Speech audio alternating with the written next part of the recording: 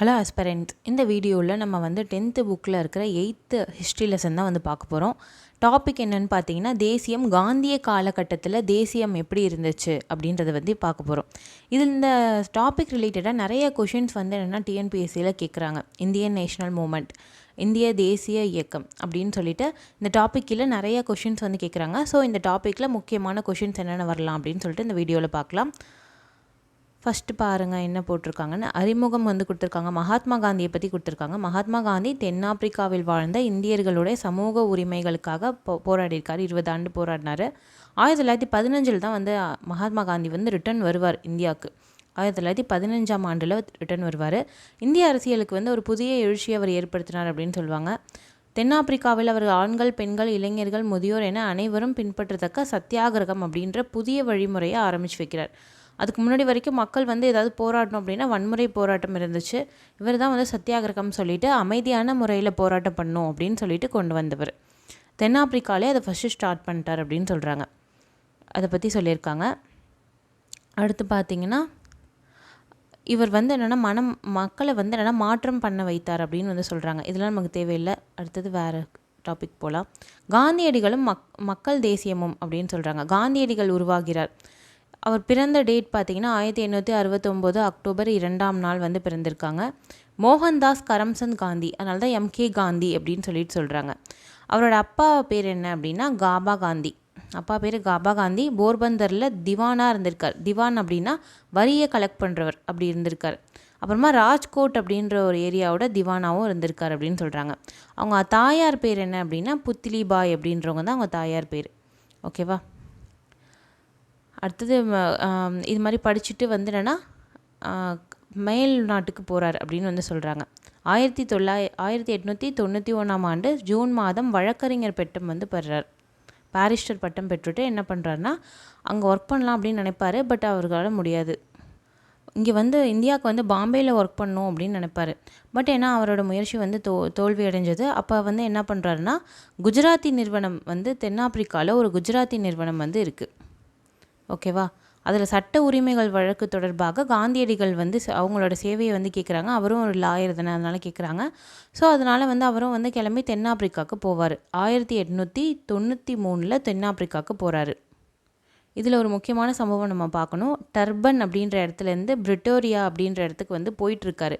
அப்போ Peter Maritzburg அப்படின்ற ஒரு அந்த ரயில் நிலையத்தில் அவருக்கு ஒரு சம்பவம் நடந்துச்சு. அங்கே வந்து பார்த்திங்கன்னா அவர் முதல் வகுப்பு பெட்டி ஃபஸ்ட் கிளாஸில் ட்ராவல் பண்ணிகிட்ருக்காரு ட்ரெயினில். அங்கேருந்து வலுக்கட்டாயமாக அவரை வந்து வெளியேற்றுறாங்க. அப்போ தான் வந்து என்னென்னா அந்த இன வேற்றுமை வந்து அவருக்கு புரியுது. அவங்க வந்து வேற்றுமையாக நம்மளை பார்க்குறாங்க அப்படின்னு சொல்லிட்டு அப்போ தான் வந்து அவருக்கு புரியுது. அப்போலேருந்தே வந்து என்னென்னா அவர் ஸ்டார்ட் பண்ணுறாரு போராட்டத்தை. அப்போயே வந்து அவங்க வெளில போகுங்கன்னு சொல்லும்போது அவர் போக மாட்டார். அம்மா வலுக்கட்டாயமாக அவரை பிடிச்சி வெளியேற்றிடுவாங்க. இந்த மாதிரி நடந்திருக்கும். இந்த இன்சிடெண்ட் ரொம்ப முக்கியம். அடுத்து பார்த்திங்கன்னா, காந்தியடிகள் டிரான்ஸ்வால் அப்படின்ற ஒரு இடத்துல இந்தியர்கள் கூட்டத்தை கூட்டி அவர்கள் தங்களுடைய குறைகளை வந்து உறுதியோடு வெளிப்படுத்தணும் அப்படின்றதுக்காக ஒரு அமைப்பையும் வந்து நிறுவனம் அப்படின்னு சொல்கிறாரு. டிரான்ஸ்வால் இதெல்லாம் வந்து என்னென்னா சவுத் ஆஃப்ரிக்காவில் நடந்தது, தென்னாப்பிரிக்காவில் நடந்த இன்சிடெண்ட். அந்த நாட்டோட சட்டங்களை மீறும் விதமாக நடந்த அநீதிகள் தொடர்பாக நிர்வாகத்தினருக்கு மனுக்கள்லாம் கூட வந்து கொடுக்குறார். அந்த நாட்டில் சட்டங்கள் மீறுறாங்கல்ல, அதுக்கெல்லாம் வந்து எதிர்த்து என்னென்னா நிர்வாகத்தில் வந்து போய் என்னென்னா மனுலாம் கொடுக்குறார். சரியா? இதில் வந்து இன்னொரு முக்கியமான போராட்டம் நடந்திருக்கணும். என்னன்னு பார்த்தீங்கன்னா, டிரான்ஸ்வால் அப்படின்ற ஒரு இடத்துல வசித்த இந்தியர்கள் தலைவாரியாக 3 பவுண்டுகள் வந்து செலுத்தணும் அப்படின்னு சொல்லியிருந்தாங்க. அவர்களுக்கு என்னென்னா இதெல்லாம் வந்து என்னென்னா அவங்களுடைய விதிமுறை. அவங்க வந்து 3 பவுண்டுகள் வந்து செலுத்தணும். அப்போ அவர்களுக்குன்னு வந்து ஒரு குறிப்பிட்ட பகுதி இருக்கும்ல, அந்த பகுதியை தவிர வேறு ஒரு பகுதியில் வந்து அவங்க சொந்தமாக நிலத்தை வச்சுக்க முடியாது, சொந்தமாக நிலம் வச்சுக்க முடியாது.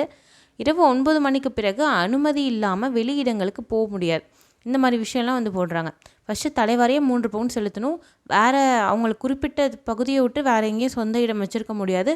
9 மணிக்கு மேலே வெளியிடங்களுக்கு போக முடியாது. இதெல்லாம் அவங்க போடுற வந்து ரூல்ஸ்.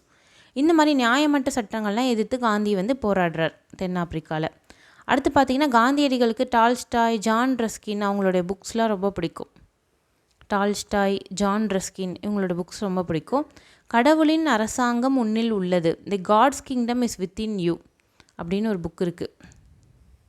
பாருங்கள், காட்ஸ் கிங்டம் வித்தின் யூ. இந்த புக்கு வந்து என்னென்னா அவருடைய ஃபேவரட் புக் அப்படின்னு சொல்கிறாங்க. டால்ஸ்டாயின் புத்தகம். God's kingdom within you. கடவுளின் அரசாங்கம் முன்னில் உள்ளது. The kingdom of God is within you இந்த புக்கு. அப்புறம் அன்டு திஸ் லாஸ்ட் அப்படின்றது ஜான் ரஸ்கின் அப்படின்றவங்களுடைய புக்கு. இதுவும் வந்து அவருக்கு பிடிச்ச புக்கு அப்படின்னு சொல்கிறாங்க. அடுத்து பார்த்திங்கன்னா தாரோ அப்படின்ற ஒருத்தர் வந்து எழுதியிருக்காரு. தாரோ அப்படின்றவர் என்ன எழுதியிருக்காருன்னா, சட்ட மறுப்பு, சிவில் டிசோபீடியன்ஸ் அப்படின்ற புத்தகங்களால் காந்தியடிகள் கவரப்பட்டார் அப்படின்னு சொல்கிறாங்க. 3 முக்கியமான புத்தகங்கள் 3 பேர் எழுதியிருக்காங்க. இதுவும் வந்து என்னென்னா முக்கியம்தான், அதனால் வந்து கண்டிப்பாக படிச்சுக்கோங்க. அடுத்து பார்த்திங்கன்னா டால்ஸ்டாய் குடியிருப்பு உருவாக்குறார். டால்ஸ்டாய் பண்ணை ஃபீனிக்ஸ் குடியிருப்பு எங்கன்னா தென்னாப்பிரிக்காவில் உருவாக்குவார். அவங்க பேரில், அவருக்கு பிடிச்சவங்க பேரில் உருவாக்கியிருக்கார். ஓகேவா? சமத்துவம், சமூக வாழ்க்கை, செய்யுள், தொழில் மரியாதை இருக்கணும், இதெல்லாம் வந்து சொல்லியிருப்பார். தென்னாப்பிரிக்காலே பார்த்திங்கன்னா சத்தியாகிரகம் வந்து ஸ்டார்ட் பண்ணிடாச்சு. இப்போ நிறைய விஷயத்துக்காக சத்தியாகிரகம் ஆரம்பிக்கிறாங்க. குடியேற்றம் மற்றும் இன வேறுபாடு இந்த பிரச்சனைக்கெலாம் வந்து என்னென்னா போராடுறதுக்காக சத்தியாகிரகத்தை ஸ்டார்ட் பண்ணுறாங்க.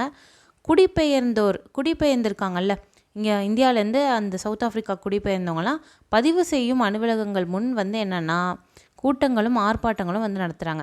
காவல்துறை வந்து என்னென்னா வன்முறையை வந்து என்னென்னா வச்சாங்க. இவங்க வந்து சத்தியாகிரகம் பொறுமையாக தான் போராடுறாங்க, இருந்தாலும் காவலர்கள் வந்து என்னென்னா வன்முறையாக கையாளுறாங்க. அப்பையும் வந்து இவங்க சத்தியாகிரக போராட்டத்தை நிறுத்தலை அப்படின்னு சொல்கிறாங்க. இந்த போராட்டத்தில் தான் தில்லையாடி வள்ளியம்மையும் வந்து என்னென்னா தென்னாப்பிரிக்காவில் நடந்த போராட்டத்தில் கலந்துக்கிட்டு இறந்து போயிருப்பாங்க. அடுத்து பார்த்திங்கன்னா ஒப்பந்த தொழிலாளர்கள் தான் பெரும்பாலும் வந்து என்னென்னா இங்கே இருக்காங்க. பெரும்பாலும் ஒப்பந்த தொழிலாளர்களாக இருந்து தெருவோர வியாபாரிகளாக மாறிய இந்தியர்கள் யாரெல்லாம் பார்ட்டிசிபேட் பண்ணுறாங்க பாருங்கள். காவல்துறையின் கடுமையான நடவடிக்கையும் பொருட்படுத்தாமல் போராட்டத்தை தொடர்றாங்க. இறுதியாக ஒப்பந்த தொழிலாளர்கள் மீது விதிக்கப்பட்ட தலைவரி சொன்னாங்கல்ல, 3 பவுண்டு வந்து தலைவரி வந்து கொடுக்கணும் அப்படின்னு சொல்லிட்டு ஒப்பந்தம் முடிச்சுட்டு அங்கே வாழ்கிற ஒப்பந்த தொழிலாளர்கள் ஒப்பந்தம் வந்து இங்கே பண்ணிவிட்டு அங்கே போயிருப்பாங்க. ஒரு வியாபாரத்துக்காகவோ எதுவோ இத்தனை வருஷம் ஒப்பந்தம் அப்படின்னு சொல்லிட்டு அதுக்கு வந்து நான் சம்பளம் தரேன் அப்படின்னு சொல்லிட்டு ஒப்பந்தம் வந்து போட்டுட்டு அங்கே இருக்க தொழிலாளர்கள், அங்கே இருக்க முதலாளிகள்லாம் கூப்பிட்ருப்பாங்க. இங்கே நிறையா பேர் அங்கேருந்து போயிருப்பாங்க இந்தியாவிலேருந்து தென்னாப்பிரிக்காவுக்கு. அப்படி போனவங்களாம் ஒப்பந்தம் முடிச்சதுக்கப்புறமா அங்கே ஏதாவது சின்னதாக கடை வச்சு பொழைச்சிக்கலாம் அப்படின்லாம் சொல்லிட்டு பண்ணாங்க. அப்படின்னு பார்த்தீங்கன்னா அவங்களுக்கு இது மாதிரி 3 பவுண்டு வந்து வரி அப்படின்னு வந்து சொல்லியிருந்தாங்க. அதை வந்து லாஸ்ட்டாக வந்து போராட்டத்துக்கு அப்புறமா ரத்து பண்ணுறாங்க. ஸ்மட்ஸ் காந்தி 2 பேரும் வந்து என்னென்னா ஒப்பந்தம் வந்து போட்டிருப்பாங்க அப்படின்னு சொல்கிறாங்க. ஓகேவா? நெக்ஸ்ட்டு பார்க்கலாம். இந்தியாவில் காந்தியடிகள் நடத்திய தொடக்க கால சத்தியாகிரகங்கள். இப்போ வந்து இந்தியாவுக்கு நம்ம வரோம். முந்தைய இந்திய வருகைகள் நடுவில் வந்து இந்தியாவுக்கு வந்துட்டு போயிருப்பார். இப்போ எப்போ நான் 1893 அங்கே போகிறாரா, 1915 இந்தியாவிலே வந்து பர்மனெண்ட்டாக வந்து செட்டில் ஆகிடுவார். நடுவில் அப்பப்போ வந்துட்டு போயிருப்பார். அது மாதிரி வந்து பார்க்கும்போது கோபாலகிருஷ்ண கோகலே அவர் வந்து என்னென்னா அவரோட பழக்கம் ஏற்படுது. அவரை தான் காந்தியடிகளோட அரசியல் குரு அப்படின்னே சொல்லுவாங்க, கோபாலகிருஷ்ண கோகலேவே. அப்புறமா அவரோட அறிவுரையின்படி என்னென்னா அரசியலில் ஈடுபடுறதுக்கு முன்னாடி என்ன பண்ணுறாருன்னா காந்தி வந்து ஃபுல்லாக வந்து என்னென்னா நடைப்பயணம் போவார். இந்தியா ஃபுல்லாக காந்தியடிகள் வந்து பயணம் போவார். அதனால் மக்களோட நிலையை அறிஞ்சிக்கலாம் அப்படின்னு சொல்லிட்டு வந்து நடைப்பயணம் போகிறார். ஓகேவா? ஃபஸ்ட்டு சாம்பரன் சத்தியாகிரகத்தை பற்றி பார்க்கணும். பீகாரில் சாம்பரன் அப்படின்ற ஒரு இடம் இருக்குது. அங்கே தீன்கதியா அப்படின்ற ஒரு முறை வந்து பின்பற்றப்பட்டுச்சு. இது என்ன முறை அப்படின்னு பார்த்தீங்கன்னா அவுரின்னு ஒரு பயிர் இருக்கும். இது வந்து சாயப்பயிர், இண்டிகோ அப்படின்னு இங்கிலீஷில் சொல்லுவாங்க. இதில் பார்த்தீங்கன்னா விவசாயிங்க வச்சுருக்க இடத்துல 20 பங்கு நிலத்தில் 3 பங்கு நிலம் வந்து என்னென்னா அந்த அவுரியை தான் பயிரிடணும் அப்படின்னு வந்து சொல்லியிருப்பாங்க. இதுதான் தின்காதியா சிஸ்டம் அப்படின்னு வந்து சொல்லுவாங்க, தின்காதியா முறை அப்படின்னு சொல்லிட்டு. இந்த சுரண்டல் முறையிலேருந்து இந்திய விவசாயிகள் வந்து தப்பிக்கிறதுக்காக என்ன பண்ணுறாங்கன்னா காந்திஜியை கூப்பிடுவாங்க. அதுதான் வந்து இந்த சாம்பரன் சத்தியாகிரகம். அதை டீட்டெயில்டாக நம்ம பார்ப்போம். பாருங்கள், 3 பங்கு பகுதியில் அவுரி இண்டிகோ பயிரிட வேண்டும் என்று ஐரோப்பிய பண்ணையாளர்கள் அவர்களை கட்டாயப்படுத்தியிருக்காங்க. 19ஆம் நூற்றாண்டின் கடைசியில் என்னென்னா ஜெர்மானி நாட்டில் வந்து என்னென்னா செயற்கை சாயங்கள் உருவாக்க ஆரம்பிக்கிறாங்க. ஆர்டிஃபிஷியலாக வந்து டை உருவாக்க ஆரம்பிக்கிறாங்க. இதனால் இயற்கை சாயமான அவுரிக்கு வந்து என்னென்னா மார்க்கெட் போயிடுது. அதனால் அவுரி வந்து விற்கப்படுறதும் என்னென்னா குறைஞ்சி போயிடுது அப்படின்னு சொல்கிறாங்க. அதனால் இண்டிகோ எனப்படும் நீலச்சாயம் சந்தையில் விற்கப்படுவது குறைஞ்சி போயிடுது.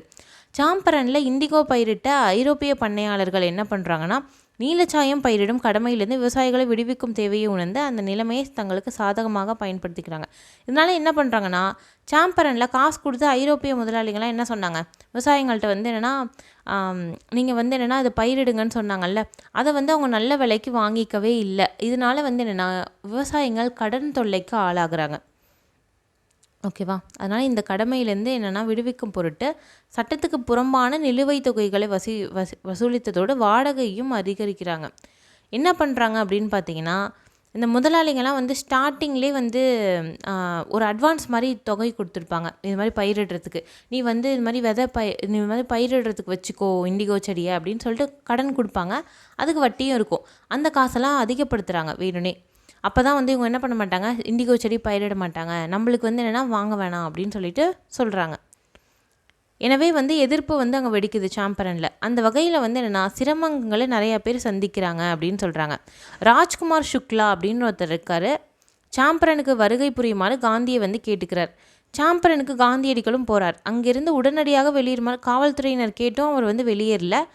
அப்புறமா வந்து என்னென்னா அது வழக்கு வந்து என்னென்னா போடுறாங்க அவர் மேலே. இந்த செய்தி வந்து என்னென்னா காட்டுத்தீ மேலே பரவிட்டுருக்கு அப்படின்னு சொல்கிறாங்க.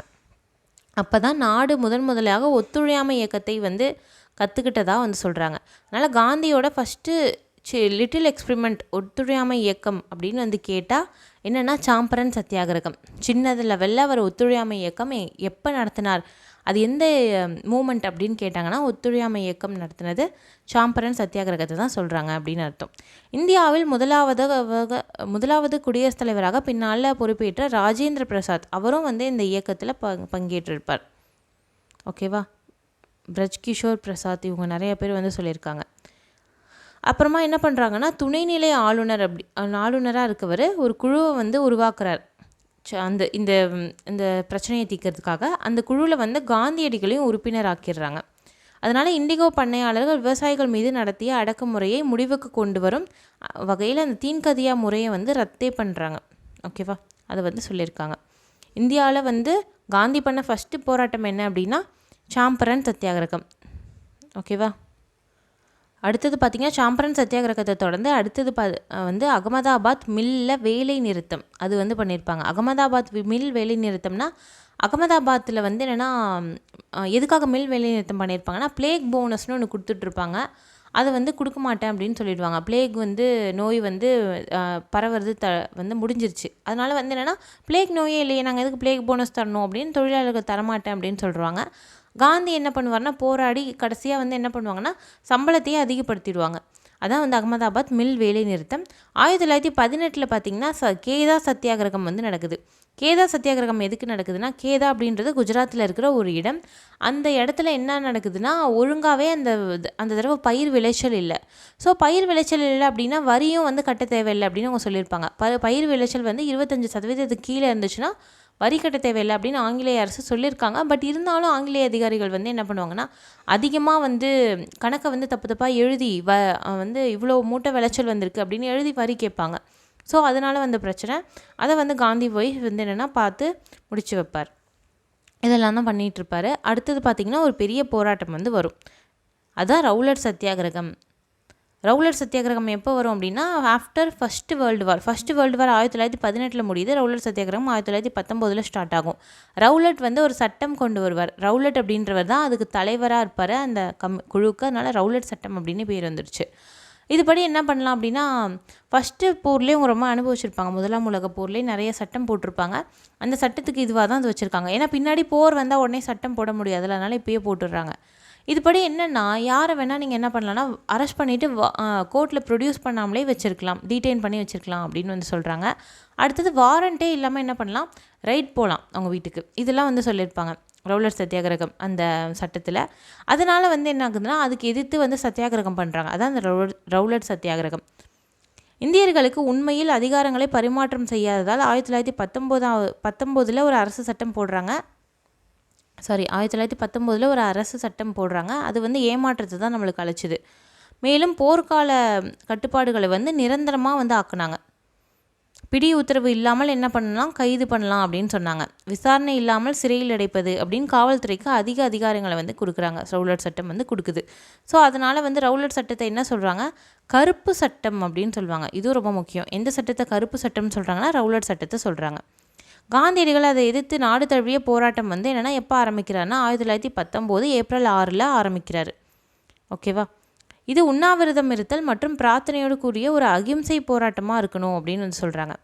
இது மாதிரி ரவுலட் சத்தியாகிரகத்துக்கு தீவிரமாக போராட்டம் நடந்துகிட்ருக்கு. அப்போ என்னென்னா பஞ்சாபில் போராட்டம் ரொம்ப தீவிரமாக இருக்குது. குறிப்பாக அமிர்தசரஸ் மற்றும் லாகூரில் ரொம்ப தீவிரமாக இருக்குது.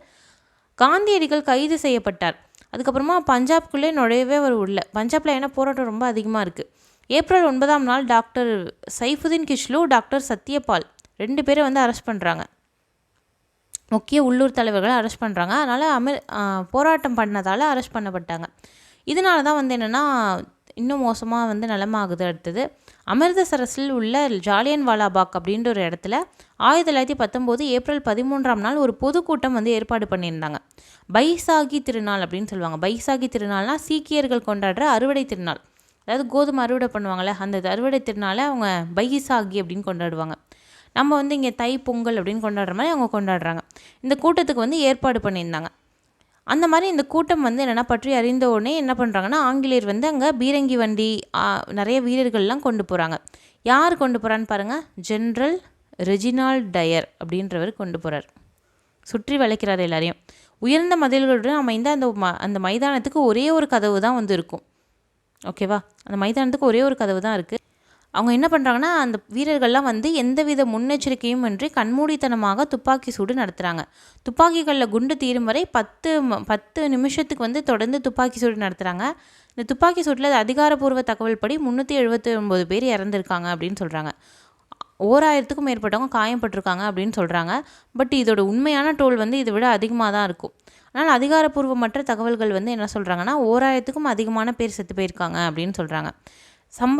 இந்த சம்பவத்துக்கு பின்னாடி படைத்துறை சட்டம் ஆர்மி ஆக்ட் போட்டு என்ன பண்ணுறாங்க, பஞ்சாபில் வந்து என்ன பண்ணுறாங்கன்னா அமிர்தசரஸ் மக்களுக்கு வந்து சவுக்கடி கொடுத்துருக்காங்க. சவுக்கடி கொடுத்து தெருக்களில் ஊர்ந்து செல்ல வைக்கப்பட்டனர். ரொம்ப கொடுமைப்படுத்தியிருக்காங்க அப்படின்னு சொல்கிறாங்க. இந்த ஜாலியன் வாலாபாக் படுகொலைக்கு அப்புறமா இந்த கொடுமைகள் வந்து இந்தியர்களை கொதித்தெழ செய்தது. இதனால் வந்து என்னென்னா 2 பேர் வந்து அவங்க பட்டத்தை திருப்பி கொடுத்துருப்பாங்க. ரவீந்திரநாத் தாகூர் பார்த்திங்கன்னா அவங்களுக்கு வீர திருமகன் நைட்ஹுட் அப்படின்னு ஒரு பட்டம் வந்து கொடுத்துருப்பாங்க. அந்த திருப்பி கொடுத்துருப்பார். அதே மாதிரி கெய்சர் இ ஹிந்த் அப்படின்ற பட்டத்தை காந்தி திருப்பி கொடுத்துருப்பார். ஓகேவா. அது மாதிரி ஒரு பதக்கம் கொடுத்துருப்பாங்க, அதை திருப்பி கொடுத்துருப்பார். இந்த லெசனில் வந்து நிறைய விஷயம் வந்து இம்பார்ட்டண்டான கொஷின்ஸ் வந்து இருக்குது. ஸோ அதனால் வந்து இந்த லெசனை வந்து நல்லா படிச்சுட்டு போங்க, நிறைய கேட்குறதுக்கான வாய்ப்பு இருக்குது. கிலாபத் இயக்கம் பார்த்திங்கன்னா 1918 முதலாம் உலகப் போர் முடிவுக்கு வந்துச்சு. இஸ்லாமிய மத தலைவர் என உலகம் முழுவதும் போற்றப்பட்ட துருக்கிய காலிஃபா வந்து இருக்கார். அவர் கடுமையாக நடத்தப்பட்டார் அப்படின்னு சொல்கிறாங்க. அவருக்கு ஆதரவாக தான் கிலாஃபத் இயக்கத்தை தோற்றுவிக்கிறாங்க அப்படின்னு சொல்கிறாங்க. அலி சகோதரர்கள் அப்படின்னு 2 பேர் சொல்லுவாங்க. அவங்க தான் வந்து இந்த இயக்கத்துக்கே ரொம்ப இம்பார்ட்டண்டானவங்க. இதுவும் வந்து கொஷினில் கேட்கலாம். மௌலானா முகமது அலி மற்றும் மௌலானா சவுக்கத் அலி 2 பேரும் தான் அலி சகோதரர்கள். இவங்க தலைமையில் தான் இந்த இயக்கம் வந்து நடக்குது. இந்த இயக்கத்துக்கு வந்து ஆதரவளித்த காந்தியடிகள் என்ன பண்ணுறாருன்னா இந்த இயக்கத்தை வந்து இந்து முஸ்லீம்களை இணைக்கிறதுக்கு ஒரு பெரிய வாய்ப்பாக கருதுகிறார். ஓகேவா. முஸ்லீம்களை இணைக்க பெரிய வாய்ப்பாக கருதுகிறார். ஏன்னா இதுக்கு முன்னாடியே முஸ்லீம் லீக் ஆரம்பிச்சிட்டாங்க 1906. அப்பயே இந்து முஸ்லீம்கிடையே வந்து என்னென்னா அந்தளவு வந்து என்னென்னா கோஆர்டினேஷன் இல்லை. இப்போ காந்தி என்ன நினைக்கிறாருன்னா இது ஒரு இதுவாக வச்சுட்டு நம்ம என்ன பண்ணலாம், இந்து முஸ்லீமாக வந்து இணைச்சிடலாம். 2 பேரும் சேர்ந்து போராடினா தானே வந்து நம்ம ஆங்கிலேயர் வெளில அனுப்ப முடியும். அதனால் வந்து நினைக்கிறார். 1919 நவம்பர் மாதம் தில்லியில் நடைபெற்ற அகில இந்திய கிலாஃபத் இயக்க மாநாட்டுக்கு அவர் தலைமையேற்றார். இதுவும் ரொம்ப ரொம்ப முக்கியம். எப்போ இந்த கிலாஃபத் மாநாடு நடக்குது அப்படின்னு பார்த்தீங்கன்னா 1919 தில்லியில் நடக்குது. எங்கே நடக்குதுன்னா இதுவும் வந்து முக்கியம். ஓகே. அடுத்தது வந்து இது வந்து 3 தேசிய முழக்கங்கள் வந்து சொல்கிறாங்க. என்னென்னு பாருங்கள், அல்லாஹூ அக்பர், வந்தே மாதரம், இந்து முஸ்லீம் வாழ்க. இது மாதிரிலாம் வந்து தேசிய முழக்கம் வந்து சொல்கிறாங்க. 3 தேசிய முழக்கங்களை வந்து முன்மொழிகிறாங்க. சவுக்கத் அலி அப்படின்றவர் சொல்கிறார். அலி சகோதரர்களில் ஒருத்தர் தான் சவுக்கத் அலி. அவர் வந்து முன்மொழிகிறார் அப்படின்னு சொல்கிறாங்க. அடுத்து பார்த்திங்கன்னா 1920 ஜூன் 9 அலகாபாத்தில் கூடிய கிலாஃபத் குழுவின் கூட்டம் வந்து காந்தியடிகள் அகிம்சை மற்றும் ஒத்துழையாமை இயக்கத்தை ஏற்றுக்கொண்டது. அடுத்தது ஒத்துழையாமை இயக்கம் காந்தி ஸ்டார்ட் பண்ணலான்னு சொல்கிறாரு. எப்போனா 1920 அலகாபாத்தில் வந்து என்னென்னா சொல்கிறாங்க. அப்புறமா வந்து என்னென்னா ஒத்துழையாமை இயக்கம் 1920 ஆகஸ்ட் முதல் நாள் வந்து தொடங்குச்சு அப்படின்னு சொல்கிறாங்க. அலகாபாத்தில் கூடிய கிலாஃபத் குழுவோட கூட்டம் வந்து காந்தியடிகளோட அகிம்சையான ஒத்துழையாமை இயக்கத்தை வந்து ஏற்றுக்குச்சு. கிலாஃபத் மாநாடு ஏற்றுக்கிட்டது எங்கன்னா அலகாபாத்தில். ஓகேவா, அதுதான் வந்து சொல்லியிருக்காங்க. அடுத்தது வந்து என்னென்னா 1920 ஆகஸ்ட் முதல் வந்து என்னென்னா ஒத்துழையாமை இயக்கம் ஸ்டார்ட் ஆகுது. அந்த முதல் நாள் ஒத்துழையாமை இயக்கம் ஸ்டார்ட் ஆகிறப்ப வந்து என்னென்னா பால் கங்காதர் திலகர் வந்து இறந்து போயிடுவார். ஓகேவா, நெக்ஸ்ட்டு பார்க்கலாம். ஒத்துழையாமை இயக்கமும் அதன் வீழ்ச்சியும் அதை வந்து பார்க்கலாம். 1920 செப்டம்பர் மாதம் கல்கத்தாவில் நடைபெற்ற சிறப்பு கூட்டம். கல்கத்தாவில் சிறப்பு கூட்டம் நடக்குது 1920 செப்டம்பர் மாதம். அந்த அமர்வில் இந்திய தேசிய காங்கிரஸ் ஒத்துழையாமை இயக்கத்துக்கு வந்து என்னென்னா அனுமதி வழங்குச்சு அப்படின்னு சொல்கிறாங்க. பின்னாடி டிசம்பர் மாதம் வந்து எப்போதும் நடக்கிற கூட்டம். செப்டம்பர் மாதம் வந்து சிறப்பு கூட்டம் போட்டிருக்காங்க. டிசம்பர் மாதம் வந்து எப்போதுமே நடக்கிற கூட்டம் வந்து வரும். இதில் என்னென்னா சேலம் விஜயராகவாச்சாரியோட தலைமையில் நாக்பூர் அப்படின்ற ஒரு இடத்துல நடந்த அமர்வில் இந்த தீர்மானம் நிறைவேற்றப்பட்டது அப்படின்னு சொல்கிறாங்க.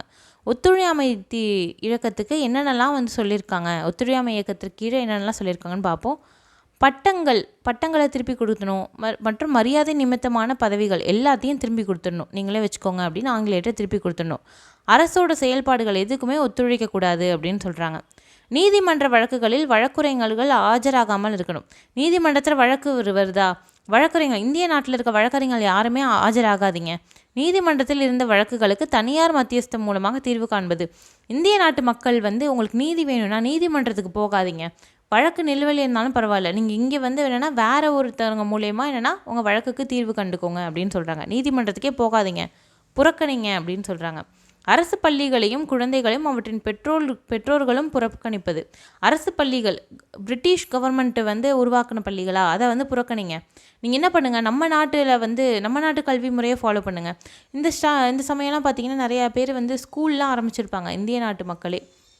இந்தியர்களே ஸ்கூல்ஸ் ஆரம்பிச்சிருப்பாங்க. அந்த மாதிரி ஸ்கூல்ஸில் போய் சேருங்க அப்படிலாம் சொல்கிறாங்க. 1919 சட்டத்தின் கீழே வந்து சட்டப்பேரவைகள் உருவாக்கப்பட்டுச்சு. அதையும் புறக்கணிங்க. யாருமே வந்து என்னென்னா சட்டமன்றத்தில் தேர்ந்தெடுக்கப்பட்டிருக்கீங்களா நீங்கள், அப்போ அங்கேயும் போகாதீங்க அப்படின்னு சொல்கிறாங்க. அங்கேயும் போய் மொத்தத்தில் என்ன சொல்கிறாங்க, அவங்களுக்கு எந்த விஷயத்துலையுமே அவங்க கொண்டு வந்த விஷயத்தில் பங்கேற்காதீங்கன்னு சொல்கிறாங்க. அரசு விருந்து நிகழ்ச்சிகள் மற்றும் இதர அரசு விழாக்களில் பங்கேற்காதீங்க. அரசு அப்போ யார், பிரிட்டிஷ் தான். அவங்களோட எந்த இதுலேயுமே பங்கேற்காதீங்கன்னு சொல்கிறாங்க.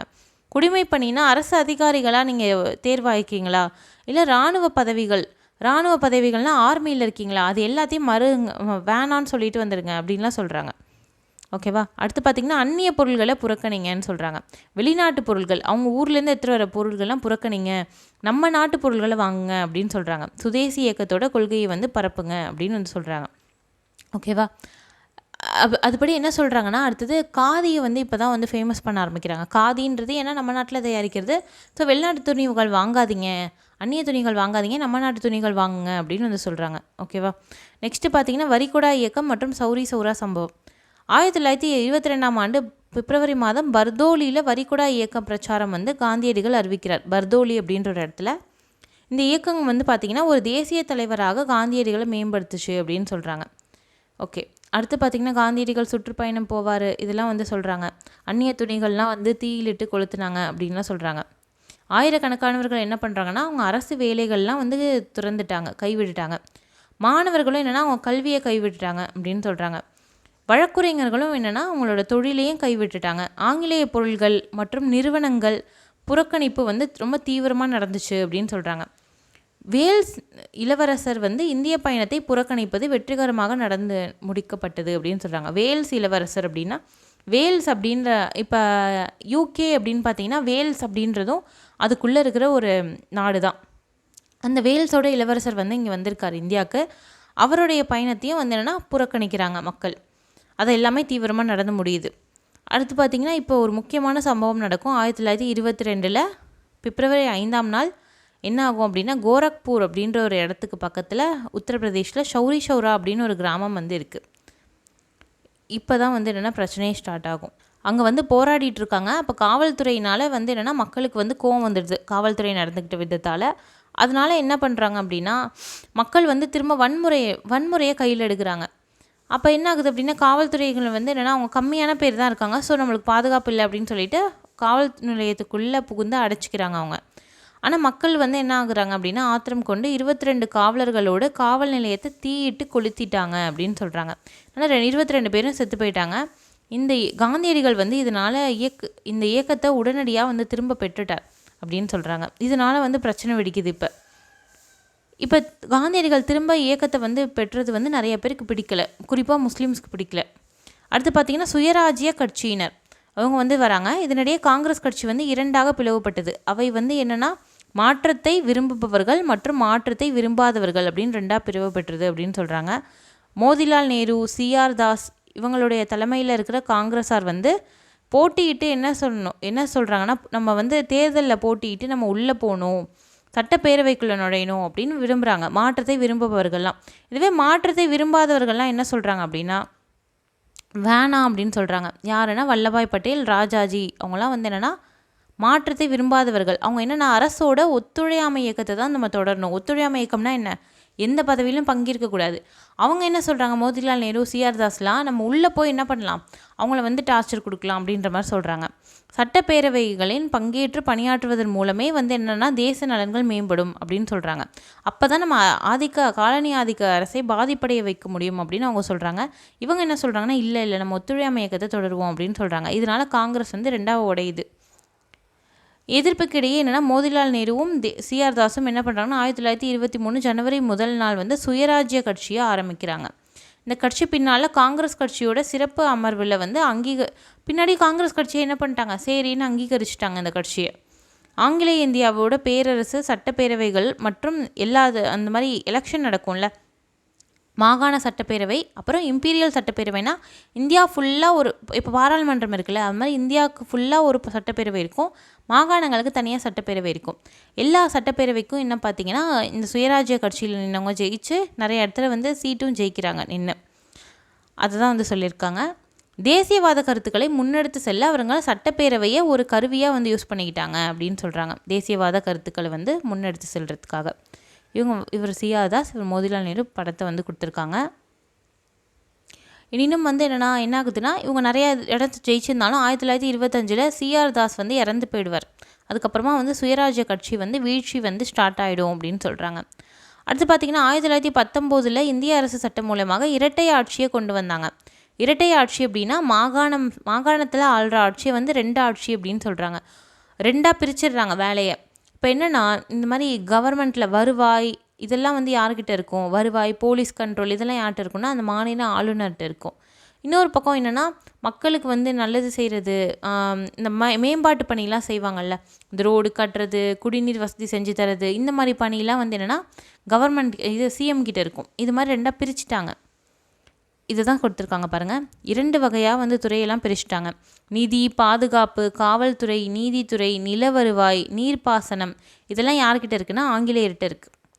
மாற்றப்பட்ட துறைகளில் வந்து என்னென்னா உள்ளாட்சி, கல்வி, சுகாதாரம், பொதுப்பணி, வேளாண்மை, வனங்கள் மற்றும் மீன்வளத்துறை இதெல்லாம் வந்து என்னென்னா அமைச்சர்களோட கட்டுப்பாட்டில் இருக்குது. இது நல்லா உத்து பார்த்திங்கன்னா தெரியும். காசு உள்ளே வர இடம்லாம் என்னென்னா கவர்மெண்ட் ஆங்கிலேயர்கிட்ட இருக்குது. காசு வெளில போகிற இடத்துலலாம் யார்கிட்ட இருக்குது அப்படின்னா மற்ற அமைச்சர்கள்ட்ட இருக்குது. அதனால் என்ன பண்ணுவாங்க, காசு வருவாயெல்லாம் அவங்க வாங்கிப்பாங்க, செலவு பண்ணுறது மட்டும் இவங்க சைடில் இருக்குது. அந்த மாதிரி இருக்குது. 1935ஆம் ஆண்டு மாகாண சுயாட்சி அறிமுகம் செய்யப்பட்ட பிறகு இந்த முறை வந்து முடிவுக்கு வந்து கொண்டு வந்துட்டாங்க. 1919 1935 வரைக்கும் இந்த முறை தான் ஃபாலோ பண்ணியிருக்காங்க. ஓகேவா. அடுத்தது காந்தியடிகள் ஆக்கப்பூர்வ திட்டம் வந்து ஒன்று கொண்டு வரார். சௌரி சௌரா போராட்டத்துக்கு பிறகு வந்து என்னென்னா சௌரி சௌரா சம்பவம் நடந்துருச்சு, வன்முறையாக வெடிச்சிருச்சு. ஸோ அதுக்கப்புறம் என்னென்னா காந்தியடிகள் வந்து மக்கள் வந்து அகிம்சை போராட்டம் வந்து கற்றுக்கணும் அப்படின்னு நினச்சாரு. அதனால் அது ஒரு பகுதியாக தான் வந்து என்ன பண்ணுறாரு, காதி வந்து இயக்கம் கொண்டு வராரு, தீண்டாமை ஒழிப்பு, இந்து முஸ்லீம் ஒற்றுமை இதெல்லாம் வந்து கொண்டு வரார். இது மாதிரி வந்து நிறைய வந்து சொல்லியிருப்பார். இதெல்லாம் நமக்கு தேவையில்லை. அடுத்தது அகில இந்திய நெசவாளர் அமைப்பு வந்து உருவாக்குச்சு. இது ரொம்ப முக்கியம். காங்கிரஸ் உறுப்பினர்கள்லாம் கதர் தான் உடுக்கணும் அப்படின்றத கட்டாயமாக்கினார். அகில இந்திய நெசவாளர் சங்கம் கொண்டு வந்தாங்க. இது முக்கியம். அடுத்து பார்த்திங்கன்னா சைமன் குழு புறக்கணிப்பு. 1927 நவம்பர் 8ஆம் நாள் இந்திய அரசியல் சாசன சீர்திருத்தங்கள். இந்தியாவில் அரசியல் சாசனத்தை சீர்திருத்துறதுக்காக யார் வரான்னா சைமன் அப்படின்ற ஒரு குழு வந்து அப்பாயிண்ட் பண்ணுறாங்க. இந்திய சட்டப்பூர்வ ஆணையம், இது பேர் அஃபிஷியலான நேம் என்னென்னா இந்தியன் ஸ்டாச்சுட்டரி கமிஷன். இந்திய சட்டப்பூர்வ ஆணையம். ஆனால் நம்ம என்ன வச்சுருக்கோம்னா சைமன் குழு. ஏன்னா சைமன் அப்படின்றவர் தான் தலைமை ஏற்றார் அப்படின்றத சைமன் குழு அப்படின்னு சொல்கிறோம். இந்த குழுவில் 7 பேர் இருக்காங்க. இந்த குழுவில் 7 பேர் இருந்தாலும் இந்தியர்கள் ஒருத்தர் கூட இல்லை, எல்லாருமே ஆங்கிலேயர் தான். ஸோ இதனால் நம்மளுக்கு கோவம் வருது. இதனால் நம்ம கோவம் வந்து என்ன பண்ணுறோம் அப்படின்னா இந்த குழுவை வந்து புறக்கணிக்கிறோம். அதனால் இந்தியர்களுக்கு வந்து ஆத்திரமாகவும் அவமானமாகவும் இருக்குது. ஸோ அதனால் அரசியல் சாசனத்தை எங்களோட அரசியல் சாசனத்தை எழுத எங்களுக்கே உரிமை இல்லையா அப்படின்னு சொல்லிட்டு சண்டைக்கு போகிறாங்க. காங்கிரஸ் மற்றும் முஸ்லீம் லீக் உள்ளிட்ட அனைத்து இந்திய பிரிவுகளும் என்னென்னா சைமன் குழுவை எதிர்க்க போராட்டம் வந்து செய்கிறாங்க அப்படின்னு சொல்கிறாங்க. சைமன் குழு எங்கெங்கெல்லாம் போதோ அங்கெல்லாம் வந்து கருப்பு கொடி ஏந்தி என்ன பண்ணுறாங்கன்னா சைமனே திரும்பி போ அப்படின்னு வந்து போராடுறாங்க. சைமனே திரும்பி போ அப்படின்னு சொல்லிட்டு இது மாதிரி வந்து இந்த போராட்டத்தை இந்த பிக்கில் கூட பார்க்கலாம். சைமன் கோ பேக் அப்படின்னு சொல்லிட்டு போராட்டம் பண்ணுறாங்க. நிறையா இடத்துல வந்து மக்கள் ரொம்ப கொடூரமாக தாக்கப்படுறாங்க இது மாதிரி எதிர்த்தவங்களாம். அந்த மாதிரி தாக்குதலில் லாலா லஜ்பதி ராய் வந்து மோசமாக காயமடைஞ்சு வந்து என்னென்னா கொஞ்சம் நாளில் இறந்து போயிடுறார். இதுக்கு பழிவாங்க தான் வந்து என்னென்னா பகத்சிங் என்ன பண்ணுறாருன்னா டிஎஸ்பி சாண்டர்ஸ் அப்படின்றவரை கொலை பண்ணுறார். ஓகேவா. அடுத்து பார்த்திங்கன்னா நேரு அறிக்கை கொண்டு வராங்க. இந்தியாவில் இருந்த பல்வேறு அரசியல் கட்சிகளை சைமன் குழு வந்து புறக்கணிப்பு வந்து ஒருங்கிணைச்சது. ஏன்னா எல்லாருக்குமே சைமன் பிடிக்கல, எல்லாம் திரும்பி போங்க அப்படின்னு சொல்கிறாங்க. சைமன் குழு முன்மொழிவுகளுக்கு மாற்றாக இந்தியாவுக்கு அரசியல் சாசனம் உருவாக்குவதை சைமன் குழு வந்து அவங்க இந்தியர்கள் என்ன சொல்கிறாங்கன்னா இந்த சைமன் குழு என்ன சொல்கிறது, நாங்கள் வந்து என்னென்னா ஒரு ரிப்போர்ட் ரெடி பண்ணுறோம் அப்படின்னு சொல்லிட்டு ஒரு ரிப்போர்ட் வந்து ரெடி பண்ணுறாங்க. அதான் வந்து நேரு அறிக்கை. அதை பற்றி தான் நம்ம பார்க்க போகிறோம். 1928 பார்த்திங்கன்னா அனைத்து கட்சி மாநாடு வந்து நடக்குது. இந்த கொள்கைகள் அடிப்படையில் வந்து என்னென்னா அரசியல் சாசனம் வந்து சட்ட வரைவு வந்து பண்ணணும் அப்படின்னு சொல்லிட்டு ஸ்டார்ட் பண்ணுறாங்க. அந்த மாதிரி மோதிலால் நேரு அவங்களோட தலைமையில் ஒரு கமிட்டி வந்து உருவாக்குறாங்க. அந்த கமிட்டியோட அறிக்கை தான் நேரு அறிக்கை அப்படின்னு சொல்கிறாங்க. இதில் என்னென்னலாம் சொல்லியிருக்காங்க அப்படின்னு சொல்லிட்டு பார்க்கலாம். இந்தியாவுக்கு தன்னாட்சி அந்தஸ்து வேணும் அப்படின்னு சொல்கிறாங்க. டொமினியன் தகுதி வேணும் அப்படின்னு சொல்கிறாங்க. அடுத்து பார்த்திங்கன்னா மத்திய சட்டப்பேரவை மற்றும் மாகாண சட்டப்பேரவைகளுக்கு கூட்டு மற்றும் கலவையான வாக்காளர் தொகுதிகளுடன் தேர்தல் நடைபெறணும் அப்படின்னு சொல்கிறாங்க. கூட்டு மற்றும் கலவையான வாக்காளர்கள் தொகுதினா முன்னாடி இருந்த மாதிரி இல்லை, தனி வாக்குரிமையாக இல்லாமல் கூட்டு வாக்குரிமை வேணும் அப்படின்னு சொல்லிட்டு சொல்கிறாங்க. அடுத்து பார்த்திங்கன்னா மத்திய சட்டப்பேரவை மற்றும் முஸ்லீம்கள் சிறுபான்மையினராக இருக்காங்கல்ல, மத்திய சட்டப்பேரவையில் முஸ்லீம்ஸ்க்கு வந்து தனியாக கொடுக்கணும், இடஒதுக்கீடு தரணும். முஸ்லீம்கள் எங்கெங்கெல்லாம் சிறுபான்மையினராக மைனாரிட்டியாக இருக்காங்களோ அந்த ஸ்டேட்லலாம் அந்த மாகாணத்துலலாம் என்னென்னா முஸ்லீம்களுக்கு இடஒதுக்கீடு தரணும் அப்படின்னு சொல்கிறாங்க. அதே மாதிரி இந்துக்கள் எந்தெந்த மாகாணத்தில் சிறுபான்மையினர் இருக்காங்களோ சிறுபான்மையினர்னால் ஏன் அவங்களுக்கு இடஒதுக்கீடு தரணுன்றாங்களா, அதிகம் பேர் இருக்கவங்க வந்து என்னென்னா எப்போதுமே சிறுபான்மையினரை டாமினேட் பண்ணுற மாதிரி இருக்கும். ஸோ இதை வந்து ரெஸ்ட்ரிக்ட் பண்ணணும் அப்படின்றதுக்காக தான் சிறுபான்மையினருக்கு இடஒதுக்கீடு தரணும் அப்படின்னு வந்து சொல்கிறாங்க. பொது வாக்களிப்பு முறையும் வந்து என்னென்னா கொடுக்குறாங்க. அடிப்படை உரிமைகள் வந்து வழங்கப்படுது, இதெல்லாம் வழங்கணும் அப்படின்னு வந்து சொல்கிறாங்க. அடிப்படை உரிமைகள் வந்து கொடுக்கணும் அப்படின்னு சொல்கிறாங்க. மத்திய சட்டப்பேரவையில் இடஒதுக்கீடு வழங்குவது குறித்து ஜின்னா வந்து சட்ட திருத்தத்தை கொண்டு வரார் அப்படின்னு சொல்கிறாங்க. 1/3 வந்து என்ன பண்ணணுமா முஸ்லீம்ஸ்க்கு கொடுக்கணும் அப்படின்னு வந்து சொல்கிறார். அவரை வந்து ஆதரிக்கிறார். யார் அப்படின்னா தேஜ் பகதூர் சாப்ரு அப்படின்றவர் வந்து என்னென்னா ஆதரிக்கிறார் அப்படின்னு சொல்கிறாங்க. 1/3 வந்து முஸ்லீம்ஸ்க்கு வந்து சீட்டு கொடுக்கணும் அப்படின்னு சொல்லியிருக்காரு. எனினும் அனைத்து கட்சி மாநாட்டில் வந்து என்னென்னா இது வந்து தோல்வி அடைஞ்சிது. அனைத்து கட்சி மாநாட்டில் இல்லை அவ்வளோலாம் தர முடியாது அப்படின்னு சொல்லிட்டாங்க. ஜின்னாவின் 14 அம்சங்கள் அப்படின்னு சொல்லிட்டு ஒரு தீர்மானத்தை ஜின்னா வந்து கொண்டு வரார். 14 பாயிண்ட்ஸ் ஆஃப் ஜின்னா அப்படின்னு சொல்லுவாங்க. அதுவும் வந்து நிராகரிக்கப்பட்டுருச்சு அப்படின்னு சொல்கிறாங்க. இந்து முஸ்லீம் ஒற்றுமையின் தூதராக ஜின்னா வந்து போட்டுறாங்க. பட் ஆனால் அதுக்கப்புறமா வந்து என்னென்னா ஜின்னா அவரோட நிலைப்பாட்டையே மாற்றிக்கிட்டு முஸ்லீமுக்கு தனி நாடு வேணும் அப்படின்னு சொல்லிட்டு பின்னாடி வலியுறுத்த ஆரம்பிச்சிடுவார் அப்படின்னு சொல்கிறாங்க. ஓகேவா. நெக்ஸ்ட்டு லெசனை வந்து என்னென்னா நம்ம நெக்ஸ்ட் பார்ட்டில் வந்து பார்க்கலாம். இந்த லெசனில் வந்து நிறைய கொஷின்ஸ் கேட்குறதுக்கு குரூப் 2ல் வாய்ப்பு இருக்குது. ஏன்னா வந்து இந்திய தேசிய இயக்கம் அப்படின்னு சொல்லிட்டு ரொம்ப இம்பார்ட்டண்ட்டான ஒரு பார்ட். ஸோ அதனால் வந்து என்னென்னா நிறைய ஸ்டேட்மெண்ட் கொஷினாகவும் கேட்குறதுக்கு வாய்ப்பு இருக்குது. அதனால் கன்ஃபியூசிங்காக இருக்கும். ஸோ அதனால் வந்து என்னென்னா நல்லா படிச்சுக்கோங்க. ஓகேவா. நெக்ஸ்ட் வீடியோவில் பார்க்கலாம். Thank you.